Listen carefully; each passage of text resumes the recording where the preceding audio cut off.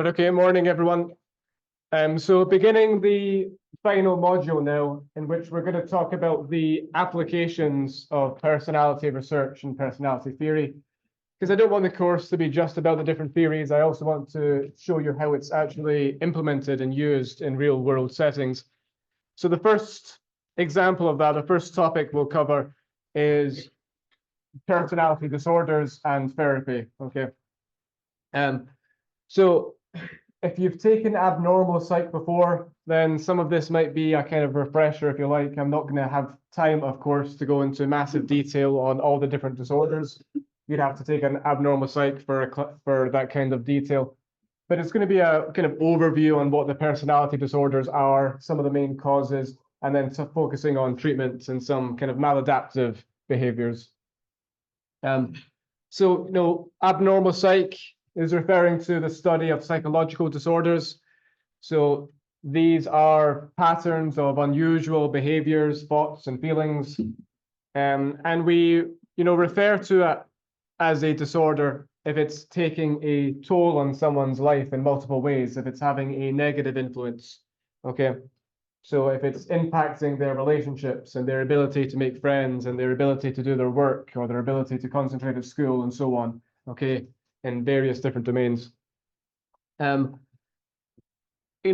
Defining exactly what is a disorder can be difficult. We can use a criterion that's about whether something is socially deviant or not, whether it's socially unacceptable or not. But of course, there was a time in which homosexuality was considered a disorder because it was seen as socially unacceptable and sexually deviant and so on. So of course, this is not going to be an entirely objective way of determining if something is a disorder, because times will change and opinions will change and so on. The most popular approach is a statistical approach. Is it statistically abnormal? Okay, is it statistically unusual? And we might class it as a disorder for this reason. But of course, this also is not a perfect way, because it means that sometimes pretty trivial things will be classed as a disorder because they might be statistically unusual, but in reality, they have no negative impact on someone's life. They have no real consequences. As I'm sure you're aware, the DSM is the most popular way in the US of classifying disorders. Currently in its 5th edition, though there was a modification on it, a revision published in 2022. And then the ICD, the International Classification of Diseases by the World Health Organization, currently in its 11th edition, is actually the official way of classifying disorders, but the DSM is actually still more popular amongst psychologists in the US. So of course, there's hundreds of disorders listed in the DSM. And these include cognitive disorders, disorders that cause confusion and maybe delusions, sexual disorders, and so on. But what I want to focus on for this class is, of course, personality disorders. Okay, so those that affect how a person thinks, feels, behaves, how they communicate with others. And according to the DSM, there's 10 personality disorders, and they fall under 3 separate clusters. I'm going to show you exactly what those clusters and disorders are in a moment. Now, what's becoming more popular is viewing disorders through the lens of trait theory, okay? And using this lens, it's not the case that if someone has a disorder, they have personality traits that you and I don't have, that the average person doesn't have, or that they have additional traits, or that the missing traits. Is neither of those things. It's the case that they have the same traits that we all have, but they have extreme scores, okay? So much so that it's causing, maladaptive thoughts and having negative consequences for feelings and behaviors and so on. So, an extreme neuroticism score, of course, is going to mean that one is quite easily provoked in terms of irritability and in terms of anxiety. They're going to be very fearful by nature. Okay, so they're going to be more prone to anxiety disorders and so on. If you're on the extremely low end of neuroticism, then you're never really rattled. You're pretty stoic. that might also make it difficult sometimes in life connecting to others and so on if you have no emotional reaction to things. If you're on the extremely low end of extroversion, then of course you're incredibly reserved, and so much so that social situations might be so uncomfortable for you that it has a negative impact on your life. And if you're incredibly orderly, right, if you're incredibly high in this aspect of conscientiousness, you might be so orderly that you have what we would call OCD tendencies, right, that you can't bear anything being out of place. Maybe you can't go 10 minutes without washing your hands, right? So all of these traits, when at the extreme, could be negative for someone's life, right? Now, a point of strength to that argument, if you like, is that a lot of these disorders coexist with one another, okay? Meaning if you have one disorder, you're more likely to have another one than someone who doesn't have any disorders, okay?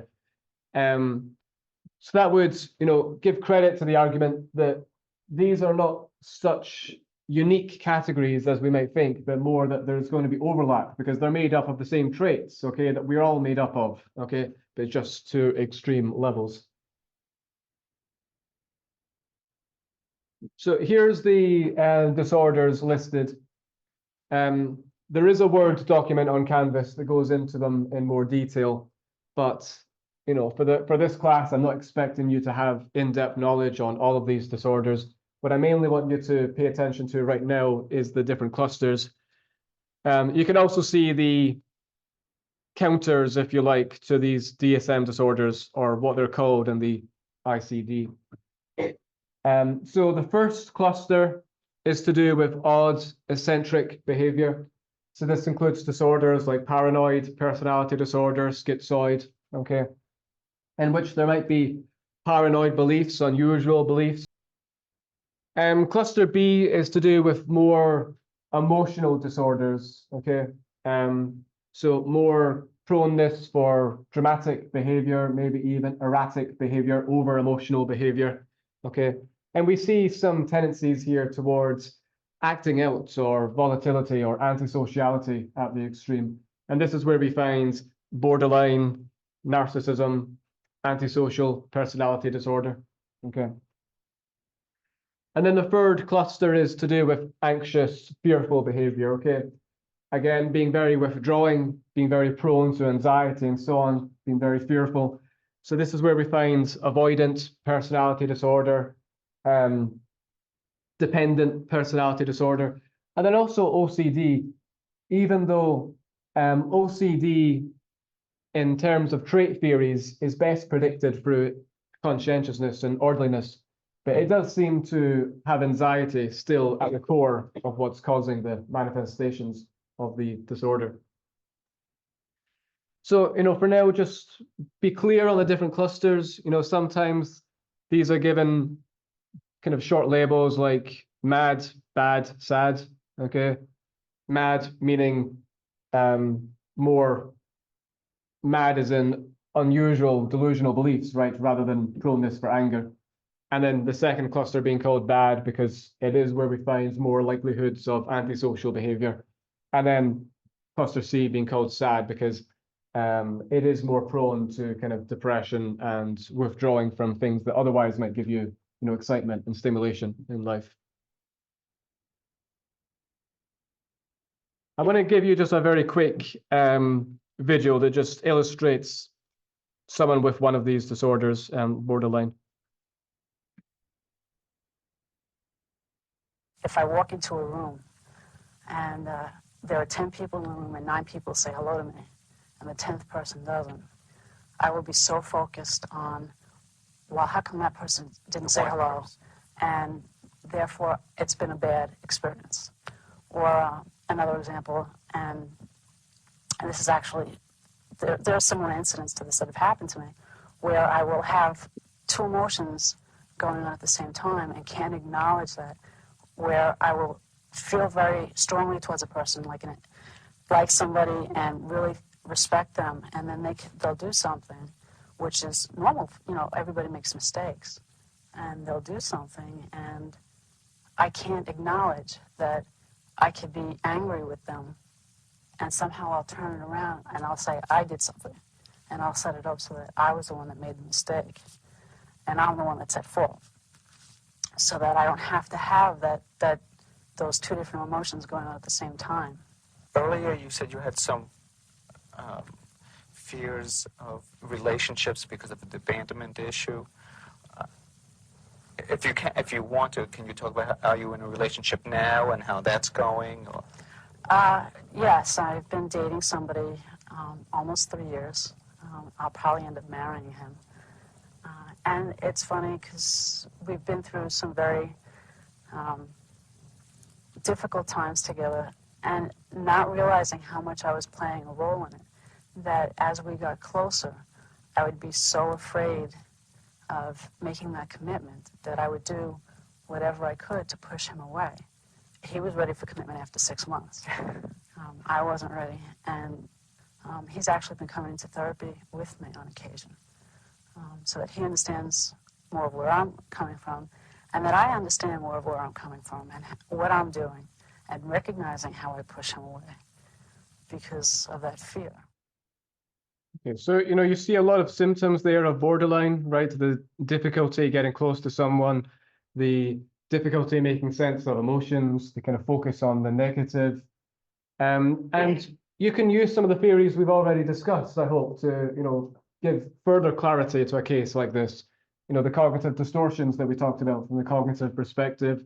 You could use Karen Horney's framework, probably of a neurotic trends of moving away from people. You could think about attachment theory, right? And all these other different concepts that we've covered in the course. Because they're all, especially those theories that were to help with psychotherapy, they're all getting to the same issue, right? They're picking up on maladaptive behaviors, maladaptive thoughts, and trying to make sense of it, and in a way that can be treated, okay, or can help with treatment. Okay, when it comes to diagnosing someone with a disorder, according to the DSM, there are the following 6 requirements. So experiencing problems in most aspects of life.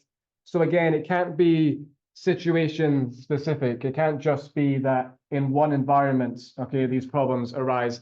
It must be in multiple areas of your life, okay, that it's having a negative toll.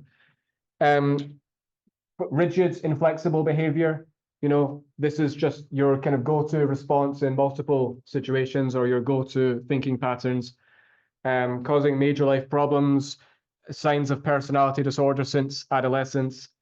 Because personality takes time to develop, we don't diagnose children as having a personality disorder. That's something that occurs in adulthood. The distress can be due to some other disorder, mental or physical. So some trait theorists have tried to make sense of these disorders by focusing on the big 5, since that's the main framework in trait theory, and seeing how kind of maladaptive patterns in the big 5 might make sense of these personality disorder behaviors. There is a table in the Word document on Canvas that goes into a bit more detail, talking about the different facets of the big 5 as well. But one example is, schizoid includes extremely low extroversion, okay, and extremely low neuroticism, according to this researcher. So, schizoid does often have a kind of flat affect, a lack of response, okay, to things going on in one's environment, lack of emotion, okay, and not really wanting to get very close to others either, that kind of withdrawing behavior. Avoidance, extremely low extroversion again, but this time extremely high neuroticism, okay, more prone to anxiety, more prone to worry, depression, okay, but also finding it difficult to kind of socialize and so on. And then dependent personality made sense of by extremely high agreeableness this time, okay, very compliant, self-sacrificing, but also again, extremely high neuroticism. So again, those patterns of worry and anxiety. Now, the Big 5 framework is becoming so popular when it comes to making sense of disorders in part because it's actually outperforming some other instruments. You know, I told you about the Minnesota multifaceted inventory in the first lecture, and probably an inventory that you're already somewhat familiar with, but it's a pretty comprehensive inventory that's designed to actually measure disorders, okay? And in this case, the Big Five not only was able to predict all 10 personality disorders, but it actually outperformed the Minnesota multifaceted inventory on several disorders: borderline, avoidant, and dependent. Okay, so we have an inventory here actually designed to measure disorders, okay, and yet the Big Five traits are able to predict these disorders better than this inventory is. So a kind of sum of this is that extremely high conscientiousness predicts OCD, okay, that would make sense again because we have that extremely high orderliness, right? High disgust sensitivity. Whereas low conscientiousness better predicting impulsivity, so impulse control disorders, okay, socially irresponsible behavior, drug addiction issues. High neuroticism, so anxiety disorders, borderline again. Low extroversion, avoidant personality disorder here, and then low agreeableness. You know, we've talked about this before, but at the low end, it predicts, you know, selfishness and narcissism and antisociality and aggression. So we have antisocial personality disorder listed here, and then also psychopathy, which I'm going to talk a bit more about at the end of today's lecture, but it's a more extreme form of antisocial personality disorder. And then, you know, according to one paper, these disorders can be made sense of using the facets of the Big Five. And that's the table that's on the Word document, okay? It's a massive table, okay? I can't put it on the slides in any easy way. In another paper, focusing just on agreeableness and neuroticism, okay? Because these seem to be the two most relevant to personality disorders. We have all of the personality disorders here. And what we have here, first of all, is this line for the average score of agreeableness. So that would be the typical norm, okay, in the general public. So below this line would be below average levels of agreeableness, and above that line would be above average levels. So the only disorder that's above average is dependent personality disorder. All of the other personality disorders are below average levels of agreeableness. And then the other line is the average score for neuroticism, the typical norm, okay, in the general public. And as you can see, in this case, all of the personality disorders were above the average level for neuroticism. You know, some much more so than others, like dependent, avoidant, borderline, in comparison to, for example, narcissism. Which is a more of a minimal difference, but they're all above, okay, average scores of neuroticism. So the kind of summary here is that those with a personality disorder are usually high in neuroticism and usually low in agreeableness, right? With dependent disorder really being the only exception to that.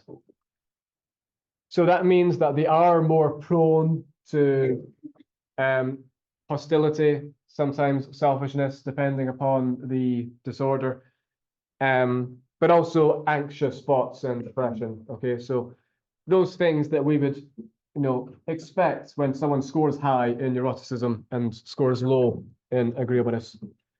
So extroversion and conscientiousness vary, right? We have avoidance that's tied to low extroversion, for example. We have OCD that's tied to extremely high conscientiousness. But for some disorders, these two traits don't really differ, okay, from the typical person. And as a generalization, openness seems to be unrelated to disorders, okay? This seems to be at norm, okay, across the disorders. So some just examples from some papers on where people with these disorders fell. So this is those with borderline personality disorder. Again, the 0 score here is average, okay? And what we have here in blue is significantly higher. The y-axis tells us how many standard deviations above or below average they are. So in fact, in this paper, those with borderline were more than one standard deviation away from the average, okay, for neuroticism. That's pretty high. That's a pretty big difference. Keep in mind that when we talked about the sex differences in personality, that was half a standard deviation. Okay, so I'm talking about, you know, a difference that's double the average sex differences in personality. This is more like the sex difference in heights. Okay, when it comes to the average difference in neuroticism between those with borderline and those without. Extroversion's pretty minimal, right? But actually conscientiousness and agreeableness are pretty significantly lower here in this study. They're about half a standard deviation or more below average. And openness is actually slightly higher here as well. In the same paper, they also looked at those with schizoids. The biggest difference here is extroversion, right? It's more than 1.5 standard deviation below average. That's pretty dramatic. The others are not massively different from the norm. Maybe openness is a bit lower than we might expect. And then dependent personality disorder, which again has neuroticism and agreeableness as the biggest differences, right? Neuroticism about half a standard deviation above average, agreeableness 1 standard deviation above average. Extroversion also pretty high, actually, nearly half a standard deviation below average. The other two are not significantly different. Okay, so just some examples, okay, of how those with these disorders might fall on the big 5 scores on average, according to some papers. Make sure you write these down somewhere, okay? The exam will have one question on one of these, okay? I won't tell you which one, but okay. And now the next question might be, why do people have such disorders, okay? How do these arise in the first place? Now, unsurprising, based upon what you know from this course, it's a combination of nature and nurture, okay? Both of these go into these disorders. You know, it depends somewhat, of course, on the disorder, but there is a heritable component. There is a genetic factor, okay? Identical twins separated at birth, okay, are a substantial risk of having the same disorders, okay, even though they haven't been raised in the same environment. But of course, parenting also plays a role. If I go back to the clusters for a moment, cluster A is the one that has the highest genetic component to it, okay? So in twin studies, for example, cluster A would be the one with the highest heritability score. Cluster B, probably the lowest genetic factor on average. It depends upon the disorder. Borderline and narcissism, for example, seem to be more determined by the environment than they do by genetics. Antisocial personality disorders, 50-50 in terms of genetic and environment influence. And then cluster C is somewhere between the middle, somewhere in the middle between cluster A and cluster B in terms of genetic influence. Okay. So, you know, narcissism, for example, seems to be largely determined by the environment. If one is incredibly spoiled and not taught care for others and not taught consequences for their behavior, these are some of the big risk factors for this. And we know that kind of already from some of the theories we've discussed. You know, Adler, for example, was kind of on the money when he was talking about causes of a superiority complex, which has quite a lot in common with a kind of grandiosity form of narcissism. But again, there is that genetic component, and also those with a personality disorder, on average, do have more of a negative childhood and negative parenting styles in their background than those without such disorders. Now, the symptoms of a personality disorder do decrease as one gets older, okay? Again, probably not too surprising based upon what you know from this course, right? People become more agreeable, they get better at dealing with others, they become more conscientious, they become better when it comes to pursuing their motivations, and they become more emotionally stable. You know, their symptoms of mental distress in the forms of anxiety and depression and so on, they lessen as one gets older. You know, adolescence is kind of the peak of this, and then once one gets into kind of young adulthood, early 20s, then it begins to become on the decline. So it's the same with those with a disorder and those without, for both these forms of symptoms decrease. Men are more than twice as likely than women to have a personality disorder, okay? And when it comes to cluster A, they're 5 times more likely, okay? In fact, there is very little research on the cultural impacts of a disorder. What we do have is some studies, not a massive amount, but some studies looking at how common personality disorders are here in the US, and then comparing that frequency to other countries, and finding that the US has much higher frequencies than Western Europe and other countries, also in various papers like Nigeria. But actually focusing on why that is, what's the cultural factors at play, this is a part of the literature that's quite neglected and still needs a lot of research on it. But it could be some of the cultural differences that there are, the more emphasis on individualism, less collectivism, but these are ideas. It's something that still needs to be much more further researched. So I'll give you just a few examples on more exact possible causes of disorders, because we saw there in the case of borderline personality disorder that the women in the video had a bit of an insecure attachment style, found it quite difficult to get close to others. And this is very common amongst those with a borderline personality disorder. There is this insecure attachment style. And typically there is a negative upbringing, okay, that would help explain this attachment style, okay? Inconsistency in their household growing up, or a chaotic household that might even predispose one to a disorganized attachment style. So just one illustration of this is how frequently those with a disorder were breastfed versus those who weren't. Now, there's many reasons as to why a birth mother might not breastfeed her child, but one possible reason could be a lack of bonding, a lack of emotional closeness. And so what we have here on average is that 80% of controls, so those without a borderline disorder, were breastfed, versus less than 60% of those with borderline personality disorder. So just one indicator, there might have been some issue with bonding, with attachment, with emotional closeness being gained.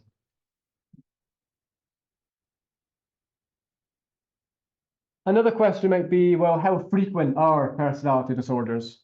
Well, according to some statistics, more than 45% of Americans will, at some point in their life, have one of these disorders. I'm not talking about just the personality disorder. I'm talking about disorders more generally here. Whereas for personality disorders, it's around 10% of US people, somewhere between 9 and 11. Some of these disorders are more frequent than others. So some of the more common ones are, for example, antisocial personality disorder, which is about 3%. And then some of the more least common ones are avoidance and narcissism, which are about less than 1%. But despite the fact that about 45% of people will at some point have a disorder, only about 20% of people in the US actually ever seek out treatment for mental distress, ever actually seek out treatment, such as therapy. Why do you think this might be? What's some of the reasons as to why those who have this level of distress might not seek out treatment? Any guesses, ideas? Yeah, look. Stigmas. Right, sure, stigma still. There's still this misconception, right, that therapy is only for crazy people and that you're going to be judged, or there's going to be this stigma. Yeah, also there might be barriers, right? If it's not easily accessible, or if it's incredibly expensive, which it often is in this country, then they might not have the means, right, to get the treatment. But despite this, it would seem that most people would benefit from therapy. The majority of patients, at least about 75%, show significant improvements after about 6 months of regular psychotherapy sessions. Now, what the literature suggests, if we look at factors that impact success of treatment, Of course, the therapist matters and the type of treatment matters, but actually what the research tells us is that the patient's factors matter more than anything else. You know, their belief in this actually being effective. Do they actually want to change? You know, their self-awareness. You know, factors such as this are actually much more significant in determining success than factors to do with the therapist. Of course, if the person doesn't want to change, for example, then it doesn't really matter how good the therapist is.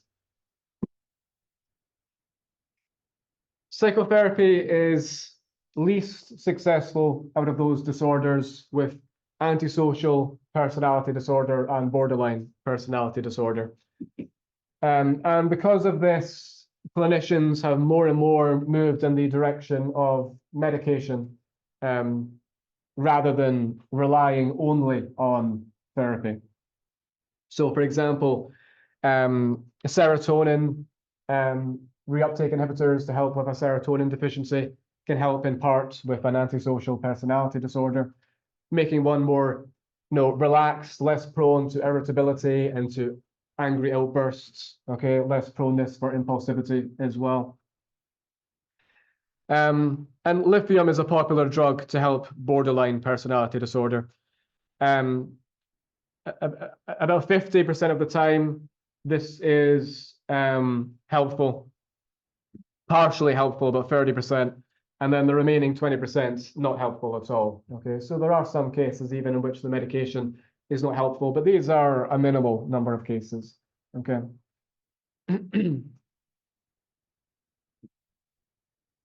Panic disorders, those to do with intense phobias, are also quite often treated with medication, but also psychotherapy. The success rate is similar, okay, for both of these. Of course, the benefit of psychotherapy over medication is that the medication is only beneficial so long as one keeps taking the medication, okay? Whereas for psychotherapy, what we find is that the benefits can live on even once the therapy sessions have ended, okay? But typically about 30 to 50% are symptom-free after a year of treatment when it comes to these forms of phobias and panic disorders. Anxiety also similar, about 40 to 50% symptom-free, but after a period of only 6 months this time. So again, often treated with cognitive behavioral therapy is one of the most successful forms of therapy.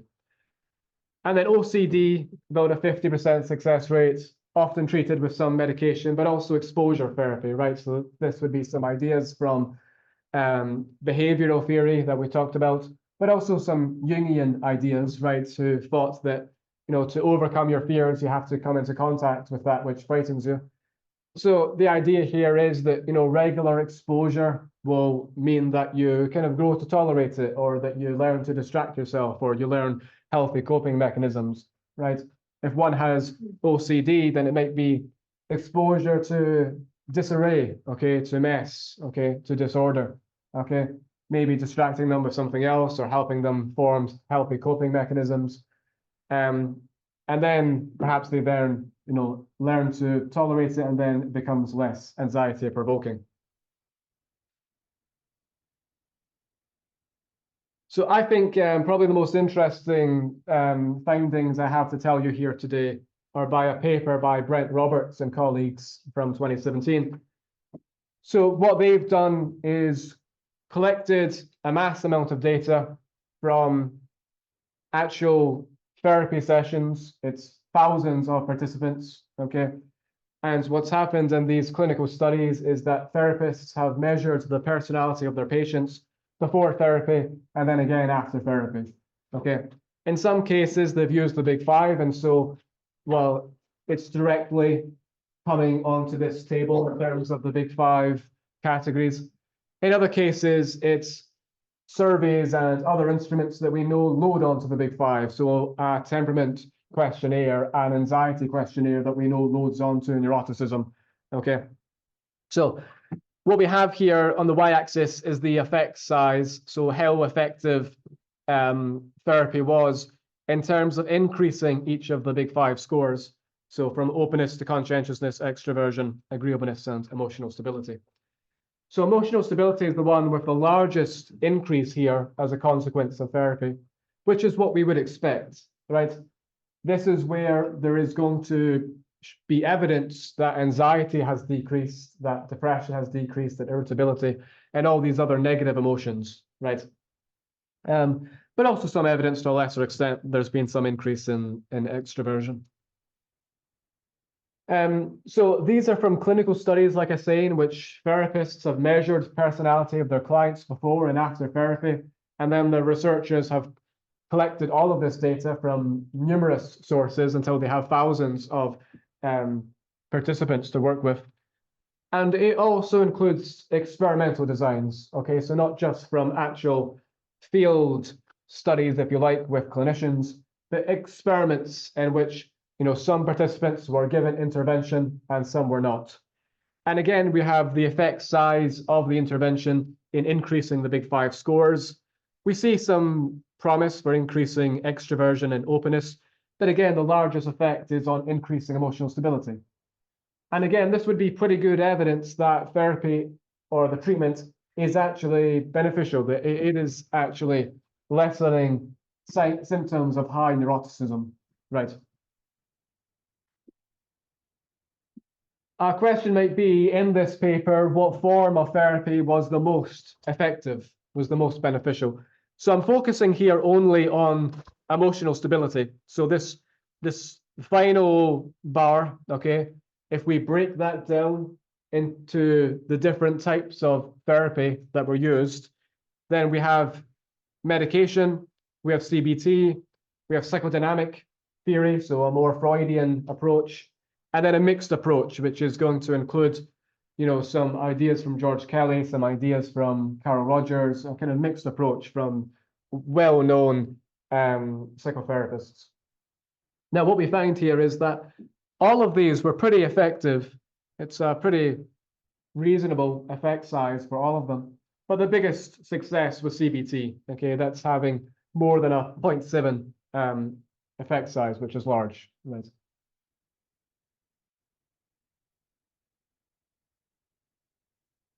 Another question might be, well, what treatment, okay, was actually being helped?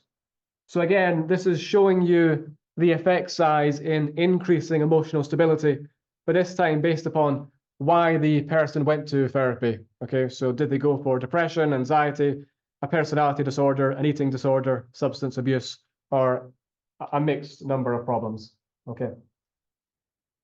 Now, again, we see a success here for all the reasons, okay? Anxiety is the one with the highest effect size, okay? But all of these are pretty high, maybe with the exception of the substance abuse disorder, which is more small to moderate effect. It's still an effect, okay, but it's smaller. But, you know, think about what we're measuring here. We're measuring emotional stability, right? So has there been a decrease in anxiety and depression and so on? That might not be evident in someone with a substance abuse disorder. I mean, they've gone to therapy for a particular problem, and if it's helped the substance abuse, then that would be a tick, right? That would be a measure of success. And so it might be the case that measuring emotional stability isn't actually tapping into this enough, especially if they're, you know, still not too long off the substances. There might be irritability and some other, you know, negative emotions that would actually probably increase and skew the emotional stability score, increase neuroticism, I mean.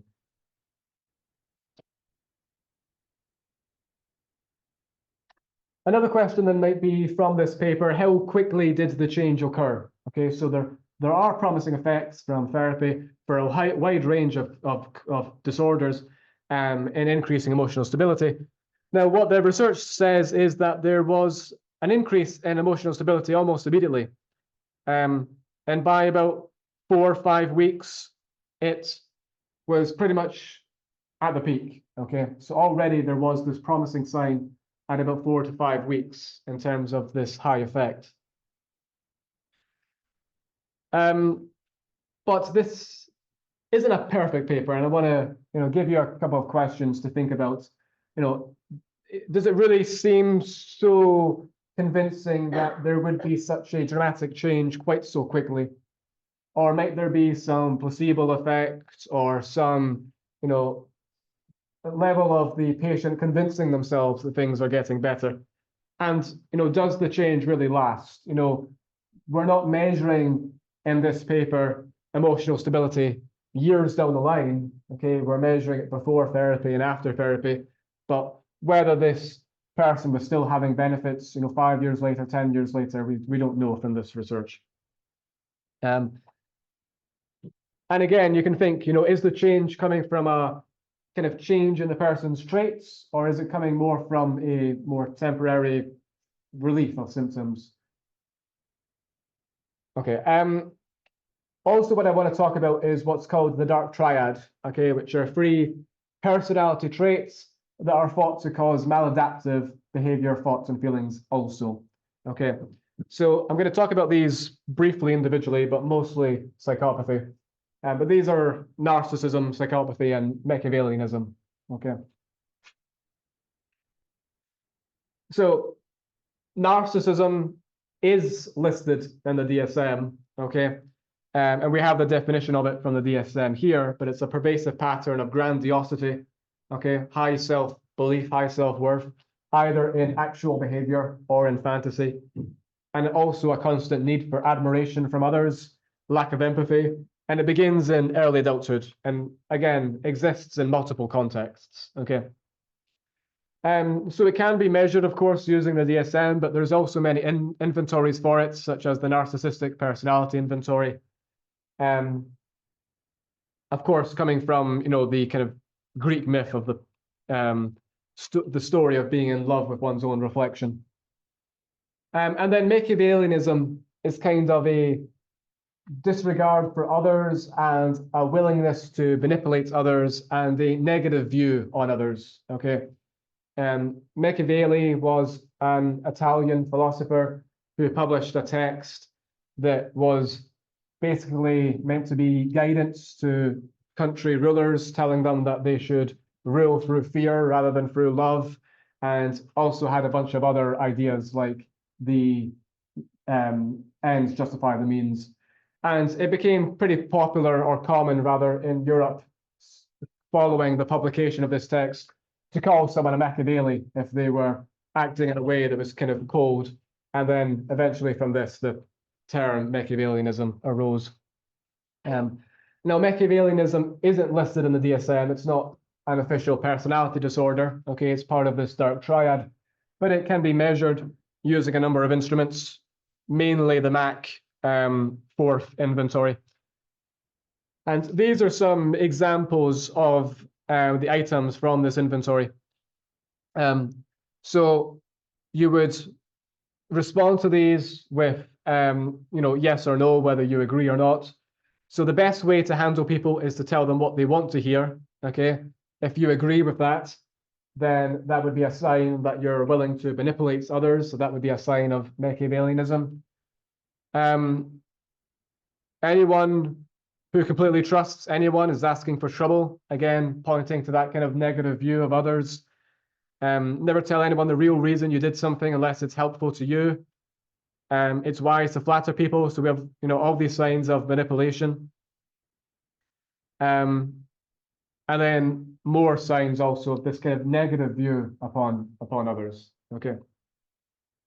But psychopathy is the main one I want to focus on because it actually includes narcissism and Machiavellianism to an extent in its characteristics. Psychopathy is something we cover in depth if you've taken my forensic psych class, but I'll try to tell you some different things, but some of it will still be the same. But maybe you've heard of this term sociopathy before, or being a sociopath. This is more of an outdated term that was more popular in the kind of 1920s.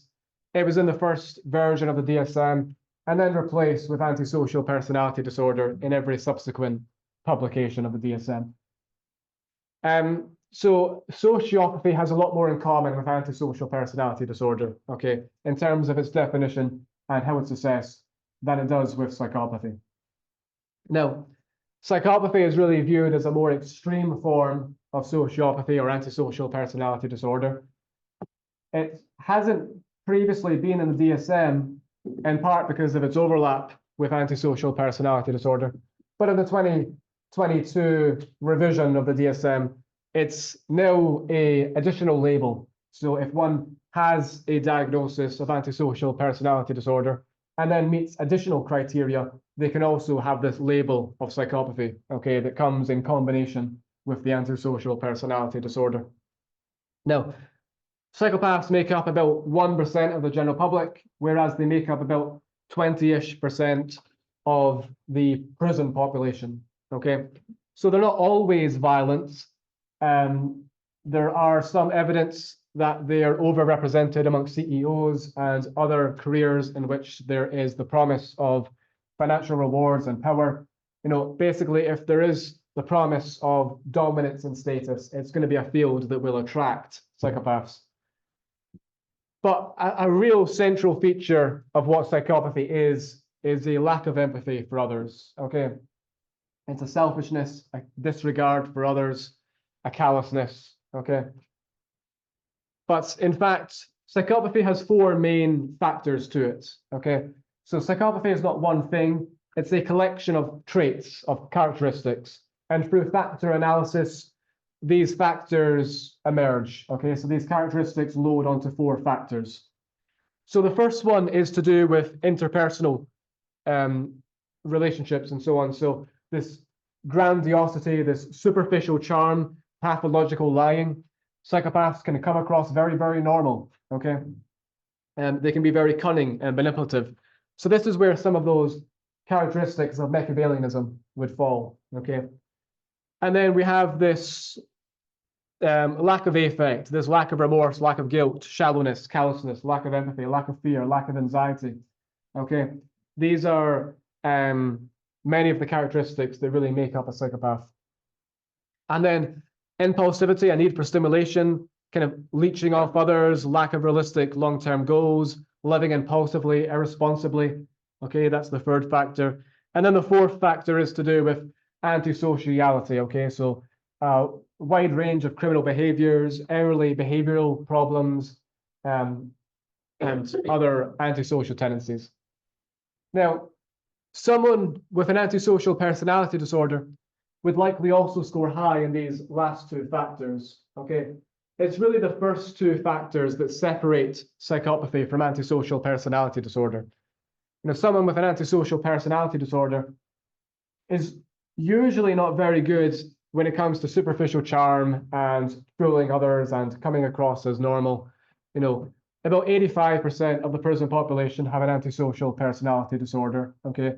And in most of these cases, they were individuals who acted impulsively and who were caught fairly quickly, and it was a crime that was reactive in nature. Psychopaths are the exception, who also have these additional characteristics and who make up a smaller proportion of the prison population, but who are better at getting away with their crimes because they have this mask of sanity, okay? Which is where the term comes from. In the 1800s, there was this observation that there were some prisoners who had nothing mentally wrong with them. They weren't cognitively impaired, but they had no moral compass. There was a disorder of their morals, of their personality, but there wasn't a mental illness. They weren't delusional, okay? They knew exactly what they were doing, and they were able to come across as normal. And in the early 1900s, Hervey Cleckley wrote a book called The Mask of Sanity that was really describing this finding, okay, from the 1800s and so on. And then Robert Hare is the best known psychologist in the field of psychopathy, who developed the psychopathy checklist, who was really using this Mask of Sanity book as the kind of inspiration for what psychopathy is, okay? So based upon Robert Hare's work, the psychopathy checklist is the gold standard, if you like, for measuring psychopathy, okay?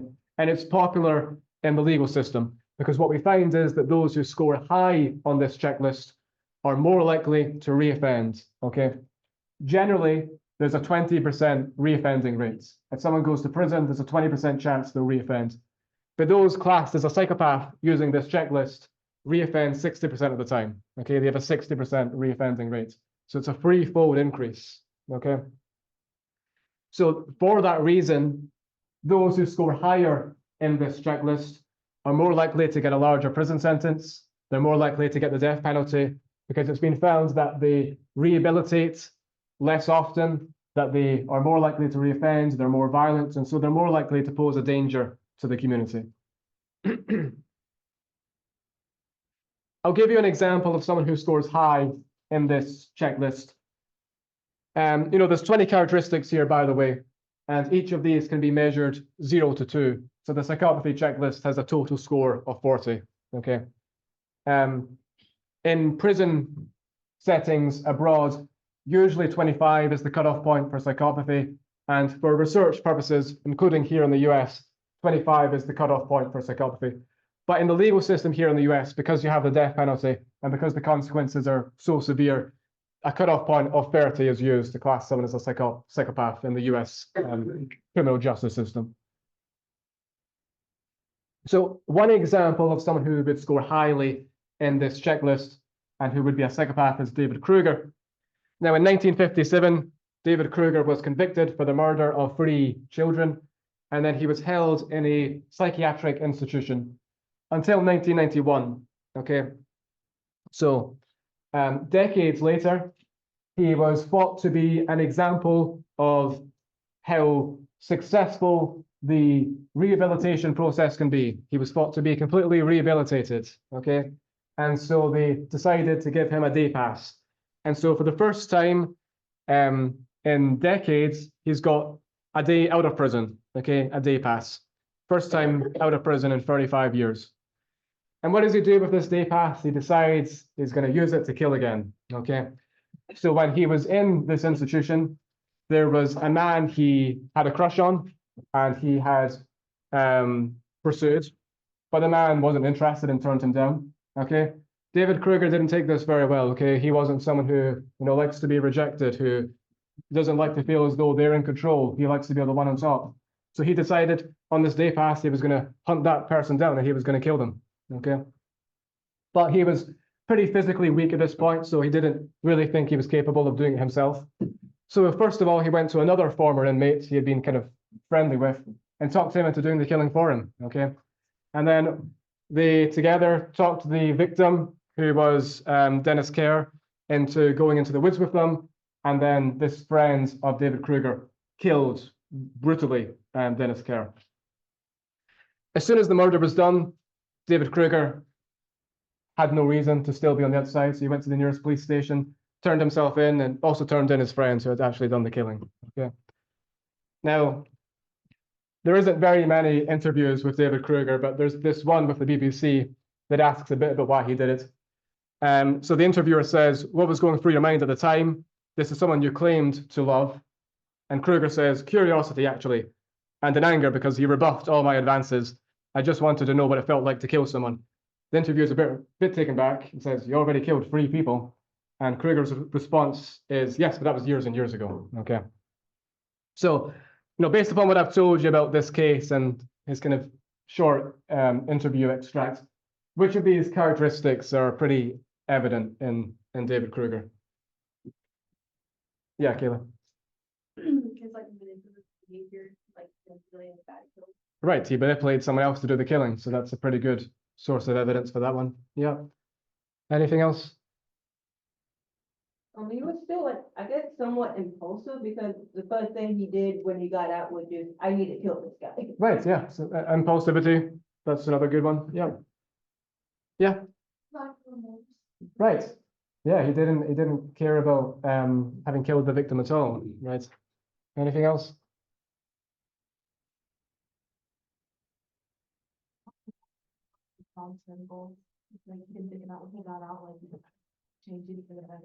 True. He was just thinking about what he wants immediately, right? Immediate gratification. He doesn't really care about the long term. Good. But there's a complete lack of shame here. We have lack of remorse, lack of guilt, lack of empathy, right? Disregard for others, cunning, manipulative behavior, deceptive, right? He was able to con the victim into going into the woods with him. A need for stimulation, or the impulsivity that you said. A kind of glib, kind of gift of the gab, that kind of witty comeback, if you like, to the interviewer's response. this kind of grandiosity, he couldn't bear being rejected. He had to get back. He had to get even. And then shallow affect, right? He claims that he loves this person, okay? But is that a deep example of love, right? If you're willing to brutally kill that person just because they rejected your advances. And then another point on the psychopathy checklist is revoking conditional release, which basically means doing something that would mean you can't get parole, okay? And killing someone on your day pass means you won't be getting parole, okay? So that's another take for that one. There is a video here that shows some other interviews with other inmates who would score extremely high in a psychopathy checklist, okay? Some of them are a little bit disturbing, okay? But it's there if you want to see other examples of individuals who are at the extreme end, okay, of what I'm talking about here in terms of all of these characteristics. Now, there are also self-reports for measuring psychopathy, even though, the psychopathy checklist is the best way. Now, we've talked a lot about how difficult it might be to use self-reports for personality already in this course, okay? But measuring psychopathy has its unique difficulties, right? First of all, depending upon the circumstances, the person might not want to be exposed as a psychopath, right? So they might answer dishonestly. But also, psychopaths are not really the most self-aware, and so they might not really be aware that they're different than other people in terms of empathy and in terms of fear and so on. Or they might even misconstrue their feelings. Do you feel bad you killed this person? Well, I'm in prison and I don't like that, so yes, I must feel bad. Okay, but that's not really what the question's asking. Okay, but the personality inventory revised is the most popular way of measuring psychopathy using self-reports. Okay, and it has been shown to be somewhat reliable and have somewhat predictive validity. But of course, the psychopathy checklist is better. And these are just some examples of items from the self-report, okay? Being a materialist, because psychopaths, are kind of superficial and they also want that status. They're stimulation seeking and they're not very prone to fear and worry, okay? So they can put fears and worries out of their mind and might find the job of a movie stunt person exciting. Now, psychopathy is a personality disorder that might be, labeled in adulthood, but actually the signs of it appear pretty early. We talked already in the course about temperament and how that might predict personality traits. The same is true for psychopathy, that there are temperament traits that pretty reasonably well predict later psychopathy. And these include fearlessness, stimulation seeking, disinhibition, even as early as age 3. And these are all strong or moderate to strong effects for predicting adult psychopathy.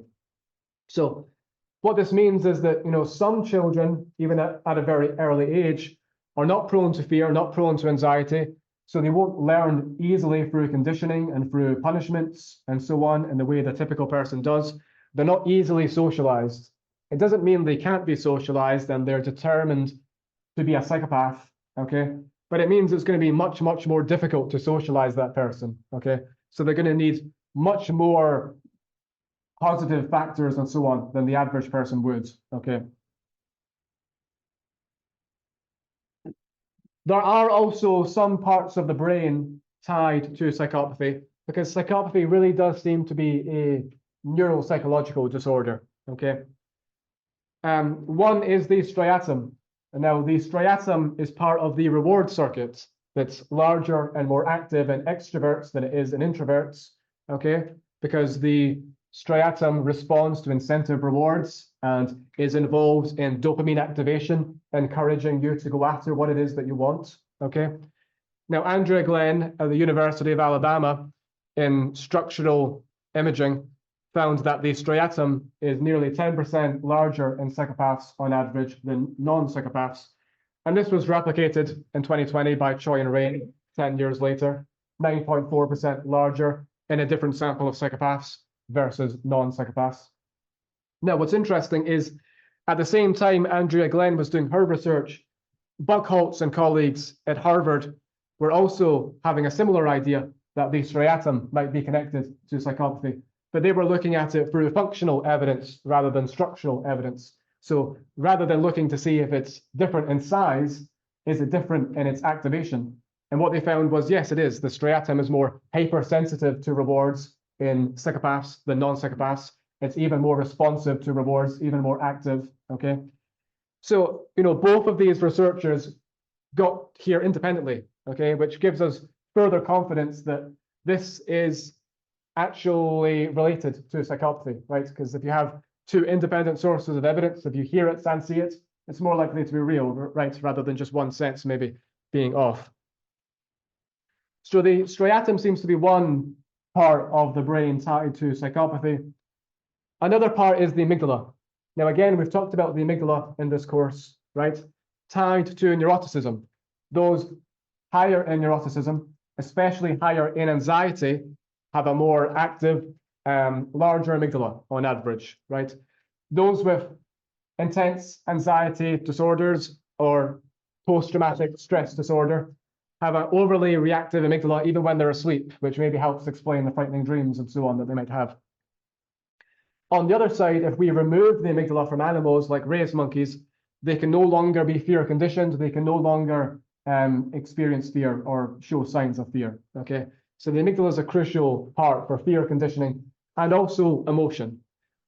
There is a complicated network in the brain involved in emotion, but if we looked at it as a orchestra, then the amygdala is the conductor. It really is the center point for emotion, okay? Crucial for not only fear and anxiety, but also empathy and wide range of deep emotional feelings. So what has been found in several studies now, first by Yang and colleagues, but replicated several times, is that the amygdala is on average 18% smaller in psychopaths than non-psychopaths, help explaining that lack of fear that they might have. Just another point of evidence for this, murderers have a 9% on average smaller amygdala in a Chinese sample than controls or schizophrenics. And of course, in this group of murderers, there's going to be a higher proportion of psychopaths than in the other groups.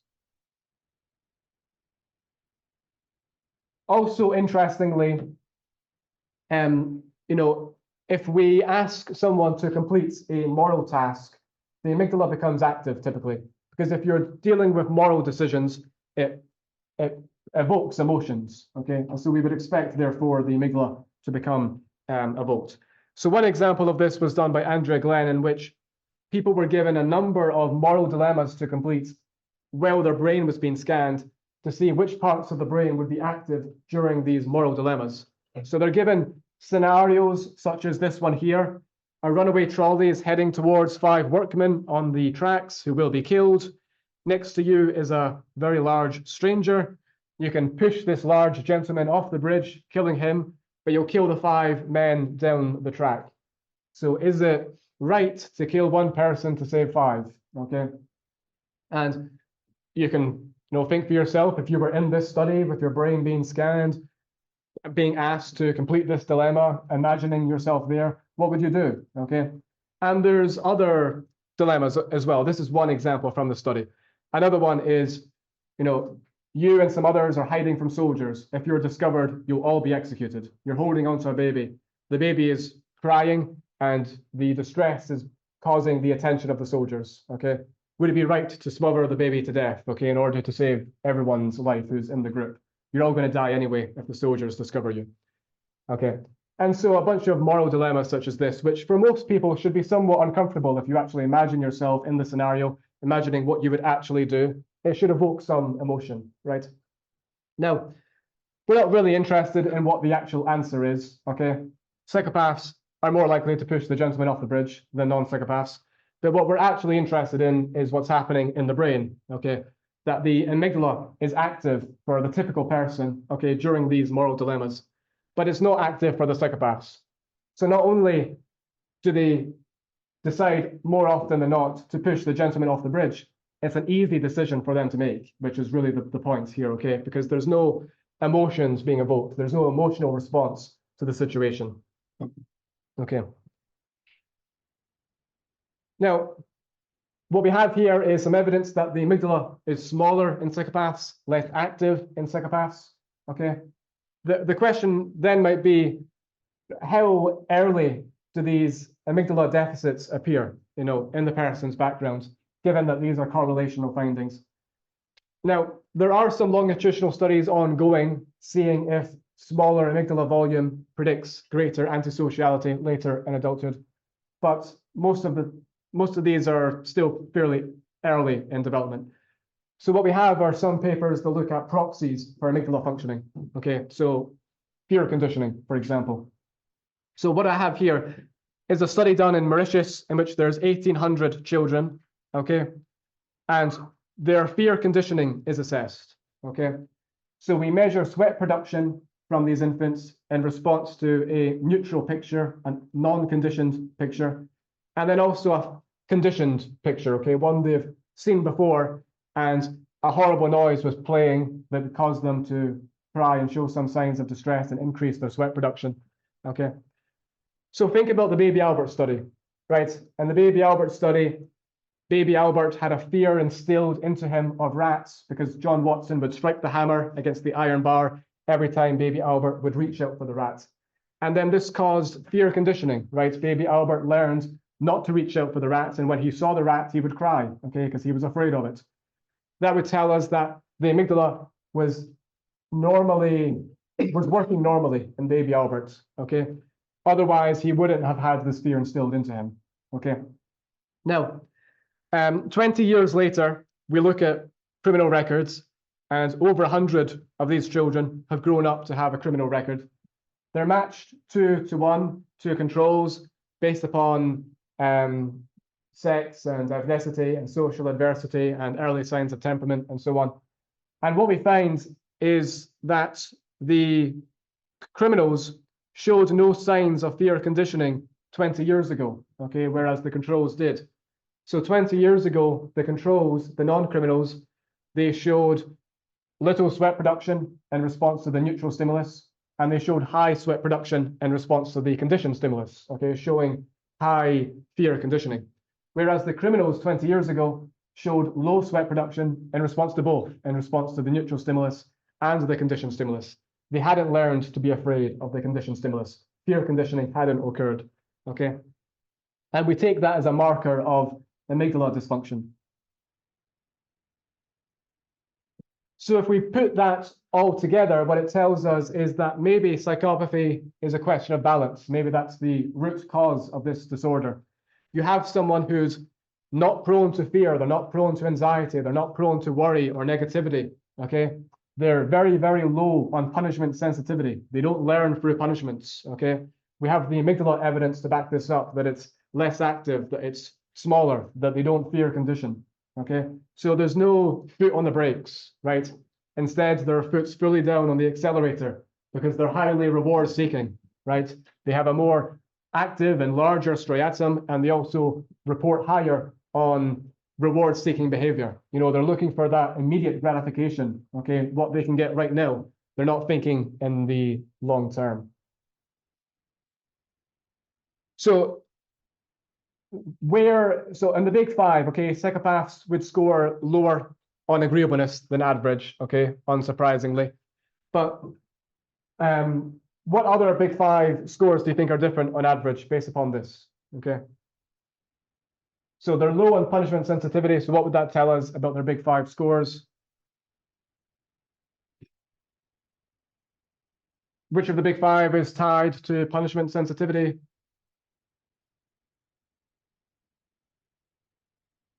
Anyone? I guess. Yeah. Yes, it is. Right. Neuroticism is the trait to do with punishment sensitivity. So psychopaths score low on neuroticism, okay, lower than average. And then they're high on reward sensitivity. So which of the big five is tied to reward sensitivity? Sorry? Yeah? Okay. Yes. Yes, extroversion, right. Extroverts have more dopamine receptors and so on, a more active behavioral approach system and so on. Yes, so they score higher on average in extroversion, okay, than non-psychopaths. So that's where the big five would come into this. Okay, is there any questions? These studies I talked about, did they make sense? Is there any questions on those? Okay, otherwise, thanks everyone. Okay, I'll see you next time.